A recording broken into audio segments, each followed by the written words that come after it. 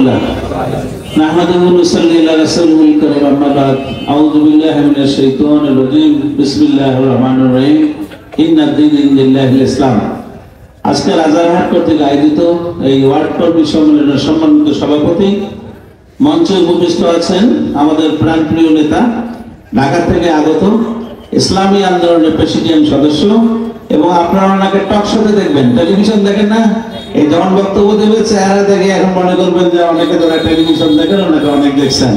একটা বলিষ্ঠ কণ্ঠস্বর এবং ইসলামী আন্দোলনকে এগিয়ে নেওয়ার জন্য উনি একজন আমাদের পথিক, উনি পথ দেখার মঞ্চে উপবিষ্ট আছেন। একটু আগে বক্তব্য শুনেছেন আমাদের প্রাণপ্রিয় নেতা।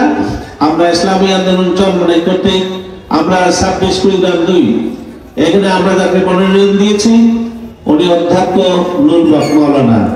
উনি শুধু মাওলানাই না, উনি কিন্তু ভালো বক্তা এবং একজন শিক্ষাবিদ। শিক্ষাঙ্গনের পরিবর্তনের জন্য শুধু মাদ্রাসা শিক্ষা না, জেনারেল শিক্ষা সহ এই আপনাদের অঞ্চলে দেখবেন অনেক মাদ্রাসা মক্তব আছে, এগুলো কোনো উন্নয়ন নেই। উনি যে মাদ্রাসার প্রিন্সিপাল, ওটা এখন পর্যন্ত সরকারি হয়নি। এটা কোন দেশে ভাই? একটা জেলায় কামিল মাদ্রাসা, এটা এখন পর্যন্ত সরকারি হয়নি। আমরা কি সব মুসলমানের দেশ না? আপনারা কি এটা সহ্য করবেন? আর আপনাদের এখানে এমপিও করতে অনেক প্রতিষ্ঠান এখানে আছে, এটা সরকারি হওয়ার কোনো খবর নেই। শুধু তাই না, এই মাদ্রাসা আছে না, এখানে দেখবেন মাদ্রাসা যেগুলো করে টিফিন নেই, জানেন কিনা? সরকারিতে টিফিন আছে আর মাদ্রাসা যেখানে করে সেখানে টিফিন নেই। আরে ভাই, এই বৈষম্য আপনি মানবেন? যে ছেলেরা মাদ্রাসায় পড়ে তারাও আপনার সন্তান, আমার সন্তান। ওই তো কোরআন শরীফ পড়ে, ওই জানাজা পড়াবে আমাদের, আপনাদের জন্য দোয়া করবে, তাই না, ক্ষমা প্রার্থনা করবে। তাদের টিফিনেরও ব্যবস্থা নেই। আর এতই মাদ্রাসা অনেক আছে, টিচারের বেতনও পায় না। এই বৈষম্য থাকবে না ইনশাআল্লাহ। ইসলামের দল ইনশাআল্লাহ সামনে বিজয় লাভ করবে, তখন এই সব বৈষম্য রাখা হবে না।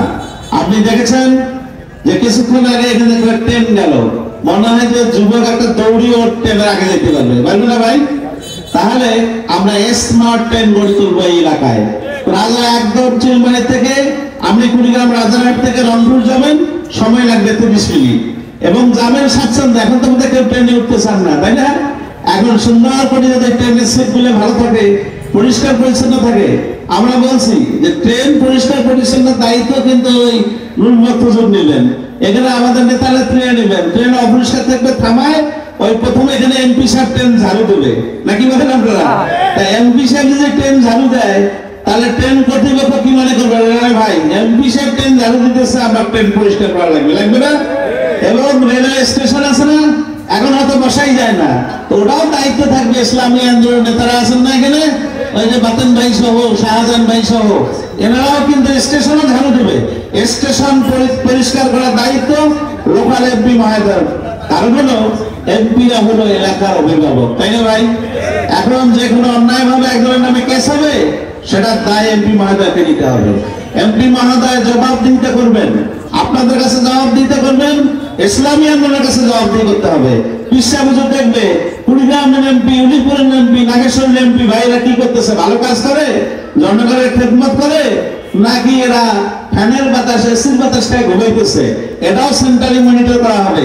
ওই আশরাফ আলী এখন এখানে প্রেসিডিয়াম সদস্য আসছেন না, ওই উনিও মাঝে মাঝে আসে আপনাদের সাথে কথা বলবেন, ভাই এমপি সাহেবকে আপনার খেদমত করে, আর খেদমত যদি না করে তাহলে ওই যে উনি একটা আগে বলছে, যেমন ক্ষমতায় আমরা রাখছি আমরা টেনে এসছি কিন্তু নামাইতে পারবো। ওই আশরাফ আলী এখন ওই তখন যতগুলো কুড়িগ্রামের এমপি আছে সবগুলোকে টেনে এসে না হবে, ভাই তোমার এমপি কি করার দরকার নাই, তুমি জনগণের খেদমত করতে পারো না, তোমার এমপি কিনে কিসের?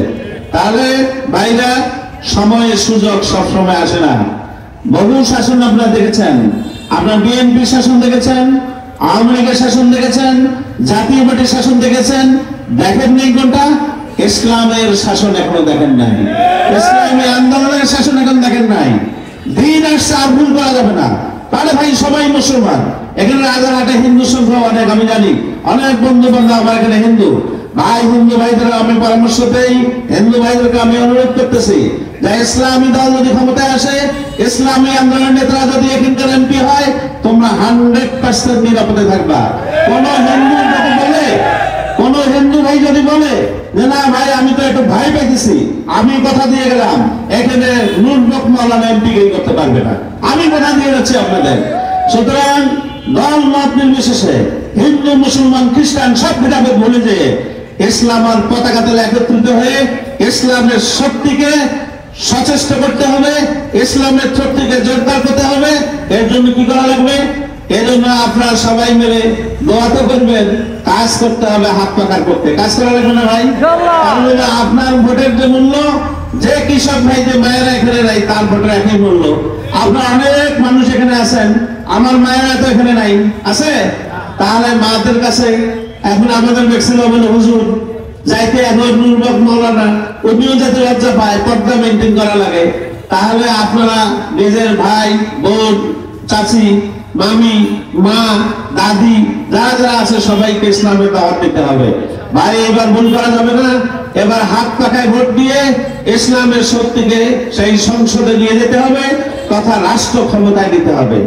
রাষ্ট্র ক্ষমতায় যদি যাই তাহলে আপনাদের তো উন্নয়ন হবে ইনশাল্লাহ, রাষ্ট্রীয় ভাবে কিছু কিছু উন্নয়ন হবে। যেমন ভাই এখন জেনা অশ্লীলতা ভরে গেছে, তাই না? দেখেন না, কিছু না 8 বছর একটা মেয়ে তাকে রেপ করছে।